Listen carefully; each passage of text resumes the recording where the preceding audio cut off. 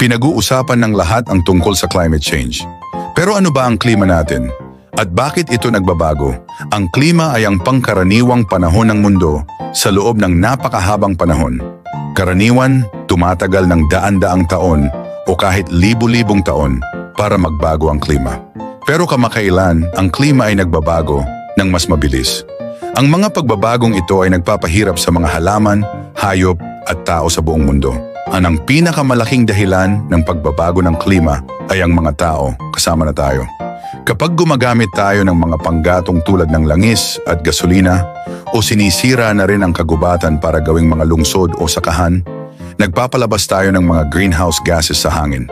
Ang mga greenhouse gases na ito ay nagpapainit sa planeta.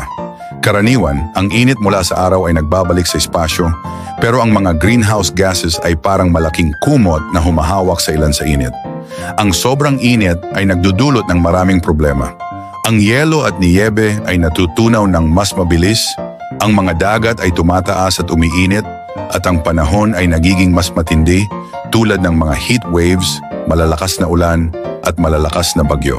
Ang mga hayop at halaman na sanay magbago o lumipat ng lugar upang makasabay sa pagbabago ng klima ay malapit nang mawala dahil sa bilis ng pagbabago ngayon. Ang pagtaas ng temperatura ay nagdudulot ng pagtaas ng level ng dagat dahil ang mainit na tubig ay lumalawak at ang natutunaw na yelo ay pumapasok sa dagat. Ang mas mainit na klima ay nagdudulot din ng mas malalakas na bagyo at mas mahabang tagtuyot. Ang pagbabago ng klima ay isang problema ng buong mundo na kailangan nating lahat na solusyonan. Pero maraming mga bansa ang nagtutulungan upang labanan ang pagbabago ng klima. Mayroon ding mga simpleng paraan na maaari nating gawin upang makatulong.